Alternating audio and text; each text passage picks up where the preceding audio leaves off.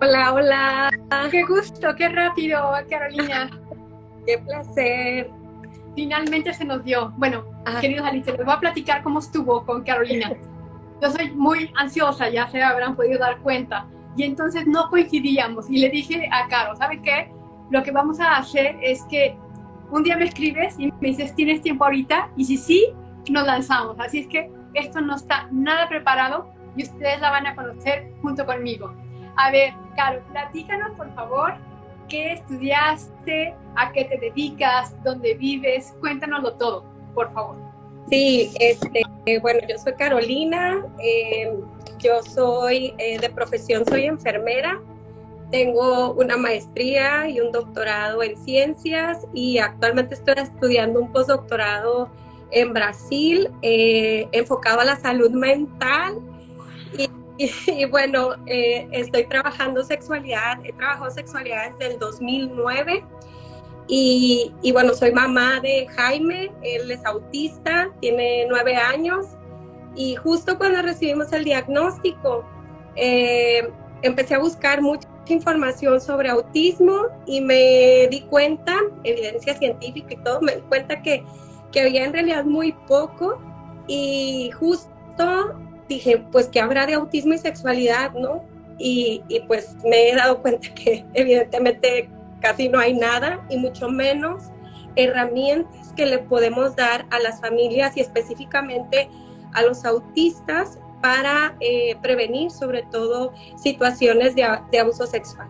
Yo soy mexicana, yo soy del estado de Sinaloa y bueno, pues yo estoy muy emocionada y encantada de estar acá contigo. Al contrario, es un honor para nosotros todos tus estudios que nos estés regalando este tiempo, porque ha habido mamás que me escriben, porque como tú bien comentas, es un tema un poco tabú, un poco miedo, un poco no quiero saber de eso, pero es un tema importante.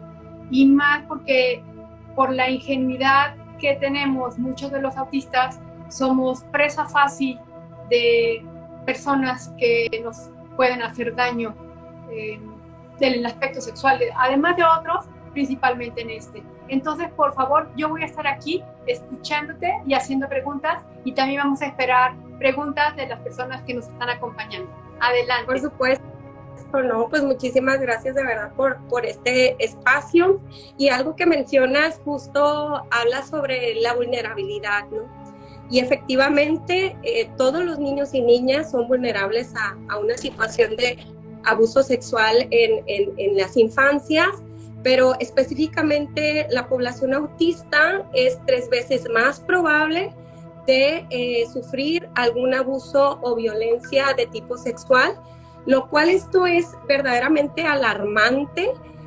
Yo a la hora de leerlo para mí fue muy aterrador como mamá, ¿no? De decir, eh, es mucho más vulnerable, pero ¿por qué, no? ¿Por qué? Y justamente tú lo mencionas, el sentirse también un poco la cuestión del poder, ¿no? De decir, haz esto y los niños lo tienen que hacer y sobre todo en las neurodivergencias aún más, lo cual me motivó muchísimo a empezar a hacer estudios sobre esto y sobre todo a elaborar estas herramientas para buscar estas formas de empoderamiento para, sobre todo para los niños autistas y niñas autistas y un poco para los padres. Te soy sincera, yo al inicio estaba como inicio, muy todavía un poco temerosa en ese sentido y empecé a elaborar estas herramientas enfocadas a los papás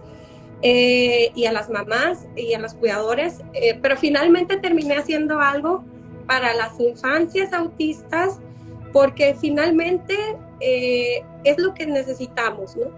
Claro que cada persona es individual y bueno, yo creo que esto es algo muy interesante, pero creo que debemos de iniciar y justamente pues empezamos con este proyecto ya hace un par de años. Yo soy educadora sexual infantil y adolescente y tuve que formarme en esto también de educadora sexual infantil y adolescente porque tú lo has mencionado, ¿no? Esto es un tema tabú, es algo que no se habla en las familias Y bueno, cuando hablamos de temas de neurodivergencias, aún menos, ¿no? Aún menos, porque creemos que somos que son los angelitos eternos, que nunca les va a pasar nada, y finalmente son la población más vulnerada a vivir diferentes tipos de situaciones, como justamente son los abusos sexuales en etapas infantiles, ¿no?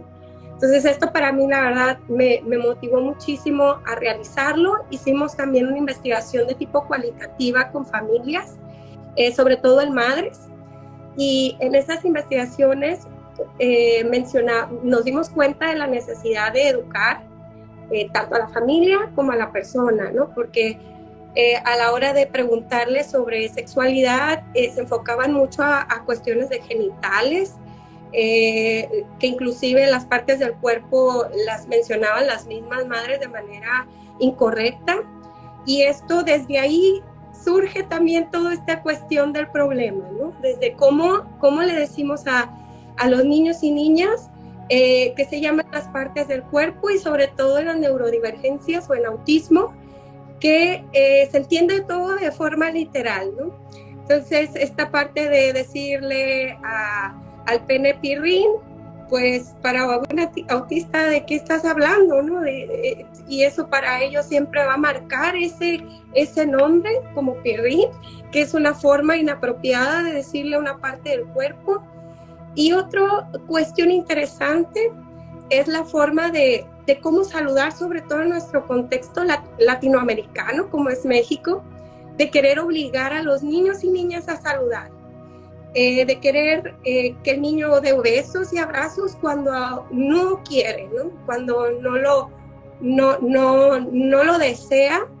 Y esto también a su vez nos invita a la forma de alerta, de decir, está pasando algo porque este niño o esta niña simplemente no quiere saludar, cuando hay otras formas también buenas de saludar, como decir un hola o dar un puño o decir, o a través de un gesto, ¿no? Que es suficientemente y debería de ser válido, pero finalmente la mente adulta siempre nos lleva a pensar sobre sexualidad, a cuestiones coitales, y la sexualidad va más allá de eso, ¿no? Va más allá de eso, y las formas de expresión en términos del autismo, sobre todo en los no hablantes, como esto también es muy interesante y muy importante, generar estas herramientas y estas estrategias para poder empoderar a los niños y niñas autistas, y que puedan tener un rechazo ante una situación de riesgo. Y estas herramientas las tienes tú como escritas, no las vas a poner en un post, se van a comunicar contigo. No recuerdo si eres psicóloga, si das atención a familias. Cuéntanoslo todo, por favor. Sí, actualmente estoy en formación, en autismo, porque bueno, yo creo que siempre soy muy inquieta, ¿no? Estoy con lo del postdoctorado en salud mental, y estoy en la parte de certificación en autismo, que es cierto, con Ernesto, por cierto, en EITA, y me ha abierto bastante el panorama, ¿no? Entonces, eso también ya son los planes de generar atención a familias y a personas autistas, y lo que he elaborado es una herramienta educativa que está ya próximamente a publicarse. Ahorita estamos en proceso de derecho de autor. Este es un pictocuento, porque todo es basado a través de una historia que se llama Descubriéndome, Jaime y Sofi, que la historia de Jaime y Sofi, Jaime pues por mi hijo, evidentemente. Mi hijo es preverbal, tiene poco lenguaje, y eso todavía para mí es muy motivante para desarrollar este tipo de herramientas. Y justo las herramientas están enfocadas a través de el uso de pictogramas, donde se hablan, por ejemplo, de las partes del cuerpo a través de imágenes, y cómo pueden reconocer sus partes privadas. Esto ya ha sido aplicado, se los mostramos primeramente a los cuidadores y cuidadoras y se los presentamos a niños y niñas de manera personalizada, a autistas, y para ver qué les parecía, ¿no?, el contenido. Y la verdad es que fue muy grato y muy interesante. De hecho, incluimos algunas recomendaciones para la lectura, porque muchas de las familias pensarían que hay que leerlo completamente, y pues no, va a depender mucho de los momentos, de la aceptación de cada niño y de cada niña en ese momento para hacer lectura. Y algo interesante que trae el cuento son estas tarjetitas que son de recorte, donde el niño identifica diferentes situaciones que pueden ser agradables y desagradables para él y ella. Y no necesariamente tiene que tener lenguaje para poder identificar una situación agradable y desagradable. ¿No? Eso, por ejemplo, lo apliqué con mi peque, con Jaime, y él con su mano me podía determinar si la historia y si la historia de Jaime era una situación agradable o desagradable en ese momento, ¿no? O por ejemplo el saludo. Estas son algunas imágenes de las historias que también son basadas en las mismas situaciones que se presentan, que pueden ser desagradables. Y también, por ejemplo, el nombre de las partes del cuerpo, que son estas tarjetitas que se recortan y que, por ejemplo, aquí lo que hacíamos es mostrarles cuál es una parte privada, ¿no? Y mostrarle una tarjeta de pie y una tarjeta de pene, y ellos sin necesidad de hablar, ¿no? Sin necesidad de emitir un lenguaje, a través de su mano, podernos decir que, por ejemplo, el pene es una parte privada y es una parte que no se toca. Entonces, así, de esa manera, pues el cuento tiene diferentes momentos, situaciones, aprendizajes, tanto de esas situaciones, por ejemplo, de situaciones de emoción, de sensaciones, que pueden no ser gratas, ¿no? Y que deberían de ser igualmente válidas, y tomar, vamos a decir, por un derecho humano, permitir la decisión del niño o la niña ante una situación que puede ser, pues en este caso, de vulnerabilidad, ante una situación de abuso. ¿Y este libro ya lo tienes disponible para su venta o apenas va a salir? Ay, apenas va a salir. Como te comentaba, ha sido un proceso, ya de verdad que tenemos trabajando esto más de un año. Ay, qué desesperación. Sí, más de un año. Antes de hacerlo, pues esto tiene, la verdad es que es un sustento de evidencia también científica, opiniones de los padres, opiniones de los peques, y bueno, finalmente ya está. Ahorita ya va a pasar a derechos de autor, y esperemos compartirlo también, ¿por qué no?, allá en el Congreso con ustedes. Sería genial. Oye, y yo te tengo una pregunta muy difícil. A ver si me la puedes responder. A mí me tocó la experiencia de trabajar con una niña autista debe haber tenido unos 6 años. Esta niña se masturbaba en público. Y al momento que tú dices estas tarjetas que son agradables, que son desagradables, imagínate, ella era una niña no hablante. Entonces, no emitía ninguna palabra, ninguna. ¿Cómo le dices, esto es agradable o esto es desagradable? Te va a decir, ¿sabes qué? Es muy agradable. Lo hacía 3, 4 veces en 4 horas. Sí, claro. Aquí se tiene que hacer un personalizado, se tiene que ver, vamos a decir, un trabajo conjunto con la familia, porque finalmente es una situación agradable y es algo que también debe permitírsele, pero sin embargo debe de trabajársele los espacios donde deben de ser públicos y los espacios que son privados, ¿no? Entonces sí se tiene que hacer un abordaje personalizado para conocer todo el contexto, tanto familiar, como particular de acuerdo a sus, vamos a decir, como sus necesidades particulares de la pequeña, y poderle empezar a dar un abordaje educativo y también en el momento, ¿no? Porque bueno, si tú se lo vas a decir en el momento que está teniendo esa conducta de la masturbación, pues no es un momento adecuado, ¿no? Entonces sí se tiene que hacer un abordaje también de conocer por qué se está dando también esa conducta, porque es una conducta también muy, muy constante, y que se debe buscar estrategias para empezar a disminuir la frecuencia con la que se hace la masturbación, porque finalmente no es mala.